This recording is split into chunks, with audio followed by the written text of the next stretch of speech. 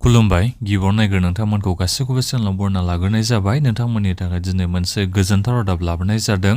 नोंथांमोना अरुनोदय स्किमनि जोहै 5,000 नोंथांमोना खेबसेनो फैसाखौ मोननो हागोननो।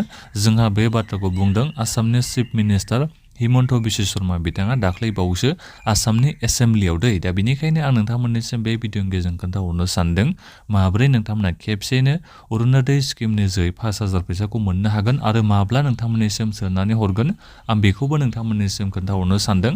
मानो होनोबा जोंहा बे बाथ्राखौ 5,000 फैसा सोगोननि बाथ्राखौ जोंहा चिफ मिनिस्टार बिथाङानो बुंखादों नालाय। दा बेनिखायनो आं नोंथांमोननिसिम बे भिडिअनि गेजेरजों आबुङै दायो खोन्थाहरनो सानदों आरो बेनिफ्राय नोंथांमोना बे भिडिअनि गेजेरजों अरुनोदय 3.0 एबा जायखौ जोङो अरुनोदयनि गोदान एप्लाइ होननानै बुंनाय जादों। दा बे एप्लाइआ जोंहा जोबनानै थांबाय नामा? जुदि एप्लाइ खालामनाया जोबनानै थांबायबा दा गोदान बेनिफिसियारि लिस्टआ माला ओंखारना फैगोन आरो माब्लानिफ्राय फैसाखौ मोनजेननो हागोन आं बेफोरनि बागैबो आं नोंथांमोननिसिम बे भिडिअनि गेजेरजों आपडेट हरनो सानदों। दा बिनिखायनो नोंथांमोननि थाखाय बे भिडिअआ जोबोद मोनसे गोनांथार भिडिअ। नोंथांमोना गासिबो बे भिडिअखौ जोबजासिम नायबानो आबुङै मिथिनो हागोन। दानिया आं नोंथांमोननिसिम गिबियावनो गासिबनिसिमबो गुरै खावलायहरनाय थाग्रोबाय। नोंथांमोना जुदि सोरबाफोर चेनेलाव गोदानै फैदोंबा आरो नोंथांमोना दासिमबो सोरबाफोर नैबे बड' जब निउस इउटुब चेनेलखौ साबस्क्राइब खालामना लाखिबा गिबियाव नोंथांमोना गासिबो अननानै चेनेलखौ साबस्क्राइब खालामनानै लाग्रोलायबानो जाबाय। नोंथांमोना बेबादिनो स्किमफोरनि भिडिअखौ मोननो हागोन। साख्रिनि आपडेटखौथ' आं नोंथांमोननिसिम होखायोआनोसै।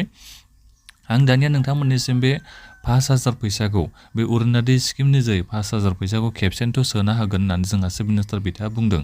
दा बे फैसाखौ नोंथांमोननिसिम माला सोना हरगोन आरो मानि थाखाय सोनानै हरनो नागिरदों आं बेखौ नोंथांमोननिसिम खोन्थाहरनो सानदों। जोंहा फैगोन बोसोराव माने 2026आव जोंहा आसामनि एसेम्ब्लि इलेक्सना जोंहा जानो गोनां। नोंथांमोना बेखौ मिथिखायो जानांगौ। दा बे इलेक्सना मार्च एप्रिल बेबायदियाव जागोन, जुन बे मास मोनथामनि गेजेराव जागोनखौ जों खौरां मोननाय जादों आरो। दा बेवहाय बिथाङा बुंदों आरो बे इलेक्सननि समावथ' नोंथांमोना मिथिखागौ सरकारनि जिखिनि जाया स्किमफ्रानो जेबो खामानि होहैया। मानो होनोबा जोंहा बेहाय MCC नाङो नालाय, मडेल कड अफ कन्डाक्ट जोंहा नांहैयो। दा बिनि थाखायनो सरकारा स्किमफोरनि जोहै फैसाखौ नोंथांमोननिसिम बेंक एकाउन्टआव सोनानै हरनो हाया जाहैयो आरो। दा बिनिखायनो बिथाङा बेखौ बुंदों आरो। दा जोङो बिनिखायनो बे मास मोनब्रैसोखौथ' जों फैसाखौ सोनो हाखानाय नङा एसेम्ब्लि इलेक्सन जागोन समाव। दा बिनिखायनो जों मा खालामगोन बेखौ चिफ मिनिस्टार बिथाङा बुंदों आरो जोङो बे MCC नांनायनि सिगाङावनो बे 5,000 फैसाखौ खेबसेनो सोना हरग्रोनो नागिरखादों आरो। माने मास मोनथाम मास मोनब्रैनि फैसाखौ खेबसे बारैनो बिथाङा सोना हरग्रोनो नागिरदों आरो इलेक्सननि जानाय समाव। जाहाथे माने इलेक्सनाव नोंथांमोना रावबो फैसा मोनालासिनो थाया। मानो होनोबा मडेल कड अफ कन्डाक्ट जानाय लोगो लोगोथ' नोंथांमोना फैसाखौ मोनखाला अरुनोदय स्किमनि जोहै। दा बेनिखायनो बिथांमोना जेसांखिनि नोंथाङा फैसाखौ मोनगौमोन बे इलेक्सननि समाव बे फैसाखौ बिथांमोना गिबियावनो माने बे MCC नांनायनि सिगाङावनो नोंथांमोननिसिम बेंक एकाउन्टआव फैसाखौ सोना हरनो थाखाय बिथाङा बेखौ बुंदों आरो। दा बिनिखायनो फैगोन बोसोराव नोंथांमोना जेबो बेखौ टेनसन लानांगौनि जानाय नङा। जेनेबा नोंथाङा दाथ' इलेक्सननि सम जोङो अरुनोदय स्किमनि फैसाखौ मोननाय नङा बेबादि नोंथांमोना जानाय नङा आरो। नोंथांमोना माने इलेक्सन जानायनि सिगाङावनो मडेल कड अफ कन्डाक्ट नांनायनि सिगाङावनो नोंथांमोना 5,000सो फैसाखौ मोननो हानाय जाखागोन। माने मास मोनथाम मास मोनब्रैसोनि फैसाखौ नोंथांमोना मोननाय जाखागोन आरो।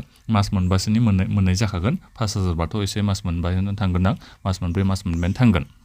दाथ' नोंथांमोना मिथिखागौ नोंथांमोना दायो 1250 थाखा खरैसो फैसाखौ मोननो हायो मासै। दा बे फैसायाबो बारायनायनि दायो चान्सआव दङ।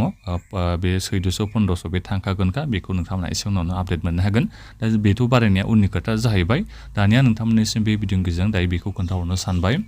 अरुनोदयनि बे गोदान एप्लाइनि कन्डिसना दायो माबायदि थासारियाव दङ। दायो जोंहा अरुनोदयनि एप्लाइ खालामनायाथ' जागासिनो दङ, गुबुन जायगाफ्राव जागासिनोआनो दङ। बिनिफ्राय माखासे जायफोर जायगाफ्राव माने एप्लाइआ जोबनानै थांबाय दायो बेहाय पुरा माने भेरिफिकेसन लेभेलाव सोलिगासिनो दं आरो। माने सोरनो होथावा माने बेनिफिसियारि सेलेक्सन खालामनायनि खामानिया दायो जागासिनो दङ दै। दा बे बेनिफिसियारि सेलेक्सननि खामानियाबो ओरैबायदि जागोन जेनेबा नोंनि ग्राम सभायाव एबा नोंनि ओनसोलाव फैनानैसो बे बेनिफिसियारि सेलेक्सनखौ खालामफैनाय जागोन दै। नोंथांमोना सोर मोनथावा बेखौ बिथांमोना पुरा नायफैगोन, बिजिरफैगोन। बिनि उनावसो नोंथांमोननिसिम माने नोंथांमोनखौ माने सेलेक्ट खालामनाय जागोन नैबे अरुनोदय 3.0नि थाखाय एबा अरुनोदयनि गोदान स्किमनि थाखाय। आरो बिनिफ्राय नोंथांमोना गोबाङानो बेखौ बुंहरदों गोबां जायगायावनो अरुनोदय स्किमनि एप्लाइआ जायाखै होननानै। दा बे बाथ्रायाथ' नंगौ। दा बेफोरनि बागैथ' एसे उनावसो मिथिनो हागोन। दा बिनि प्रसेसफोरा सोलिगासिनो दङ जानो हागौ अफिसियेल लेभेलाव जोंहा एप्लाइ खालामनाय जादोंबो जानो हागौ दा बेफोरखौथ' जोंहा एसे उनावसो मिथिनो हासिगोन जिखियानो जाया मानो डकुमेन्टस बायदिसिना लांनाय हाबाफारियाथ' जाखादोंआनो दा बे डकुमेन्टस बायदिसिना लांनायावनो सेलेक्सनफ्रा जायोबाथ' जोबोद मोजांनि बाथ्रा जाहैगोन नाथायबा सेलेक्ट खालामनो थाखाय अफिसियेल मानसिफ्रानो फैखागोन खारन नोंथांमोना बेखौ टेनसन लानो नाङा आरो नोंथांमोना कमप्लेन खालामनो हानायनि थाखायबो माखासे अबस्थाखौ सरकारा खालामनो हागोन दाथ' जेबो जायाखै नालाय खामानिया वर्क इन प्रग्रेसआवसो जाना दं माने खामानिया सोलिगासिनो दं आरो प्रग्रेस जागासिनो दङ ना माने फुल्लि बेहाय लिस्ट ओंखारना फैयाखै खामानिया जोब्बाय अरुनदय 3.0निया एबा अरुनदय गोदान एप्लाइ जोंहा जोबनानै थांबाय दायो माथ्र' बेनिफिसियेल लिस्टआवल'सो ओंखारना फैनांसिगौ बेथ' नङाना दा जोंहा जेबो खामानिया एसेबां माने जोबनायनि लामायाव फैथ'वाखै दे बेनिफिसियेल लिस्टआ फैगोनाथ' जोबोद गोबावनि बाथ्रा बेनिफिसियेल लिस्टआव नाम फैबाथ' आरो नों मोनखाबाय होननानै सानना लाखादो आरो फैसाखौ मासै मास 1250 थाखा नोंथाङा अरुनदय स्किमनि जोहै मोनबाय थानो हासिगोन बेखौ नोंथांमोना सानना लानो हागोन जेब्ला बे अरुनदय स्किमनि बेनिफिसियेल लिस्टआ फैबासो नोंथांमोनाथ' मिथिखागौ जोंहा बेनिफिसियेल लिस्ट ओंखारना फैखायो अरुनदय स्किमनिया दा बेनिखायनो नोंथांमोना जायफोर दायो एप्लाइ खालामदोंबाबो नोंथांमोना बेखौ साननो नाङा नोङो अरुनदय स्किमनि जोहै 1250 थाखा फैसाखौ मोननो हागोन होननानै बेनिफिसियेल लिस्टआव नोंनि नामा फैबासो नोंथाङा बे स्किमनि फैसाखौ मोननो हागोन दै दा नोंथांमोना दायो गासिबो मोजाङै मिथिबाय जानांगौ आं बे भिडिअनि गेजेरजों नोंथांमोननिसिम बेखौनो आपडेट हरनो नागिरनानै बे भिडिअखौ लाबोनाय जादों नोंथांमोनाबो गोबाङानो बेखौ सोंहरबाय थादोंमोन अरुनदय स्किमनि एप्लाइनि प्रसेसा बोरै जाखो होननानै दा बेनिखायनो आं बे भिडिअनि गेजेरजों नोंथांमोननिसिम आबुं खोन्थाहरनाय जाबाय बे 5000 फैसा मोनगोनखौबो नोंथांमोना दायो मोजाङै बुजिबाय जानांगौ मा समाव नोंथांमोना बे 5000 फैसाखौ अरुनदय स्किमनि जोहै फैसाखौ मोननो हागोन दा बेखिनियावनो नोंथांमोना दायो माबाफोर सोंनांगौ दङबा भिडिअनि कमेन्ट बक्सआव नोंथांमोना गासिबो कमेन्ट खालामलायदो आरो बे भिडिअखौ गासिबनोबो शेयार खालामदो लाइक खालामदो आरो जोबनायाव गासिबो नोंथांमोना बे चेनेलखौ साबस्क्राइब खालामना लाबानो जाबाय जाहाथे नोंथांमोना बेबादिनो भिडिअखौ मोननो हायो दा बेखिनियानोमोन गोजोन्थों